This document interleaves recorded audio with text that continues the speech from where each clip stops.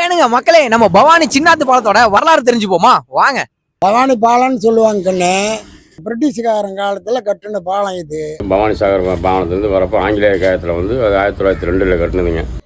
தண்ணி வரையில கண்ணு. நான் எனக்கு 13 வயசு. 73ல பெரிய தண்ணி பாலத்தை தாண்டி போகுது. குமராபாளையம் பவானி காரையம்பலத்து பக்கம் தண்ணி பூந்துருச்சு வெள்ளம். 2வது 84ல ஒரு தண்ணி, அப்புறம் 92ல ஒரு தண்ணி. இந்த 3 தண்ணிக்குமே இந்த பாலம் அசையில அட்டகாசமா பிரிட்டிஷ்காரன் கட்டி இருக்கிறான்.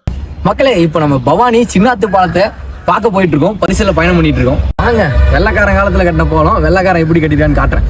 வேற மாதிரி பாலம். வரலாம். இதுதாங்க பிரிட்டிஷ்காரன் காலத்துல கட்டின இந்த பாலம். வா, 9 பாலம் 10 தூணோட எவ்வளவு பயங்கரமா, அதுவும் பிரம்மாண்டமா அந்த காலத்திலேயே கட்டியிருக்காங்கன்னு பாருங்களேன்.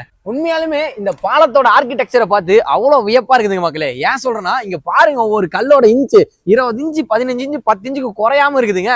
3 வெள்ளத்தை பார்த்த பாலம் நம்ம வெள்ளக்காரன் கட்டின சின்னாத்து பாலம். அப்போ வந்து பாத்தீங்கன்னா போக்குவரத்துன்னு பாத்தீங்கன்னா மாட்டு வண்டி, அப்புறம் குதிரை வண்டிகள், இதுதான் அதிகமாக போயிட்டு இருக்கோம். கொஞ்சம் கால முன்னேற்றங்களுக்கு அப்புறம் டெய்லியும் குறைஞ்சபட்சம் ஒரு 5000 வாகனங்களுக்கு மேலே இந்த ரோட்ல பயணிச்சுட்டு இருக்கிறாங்க.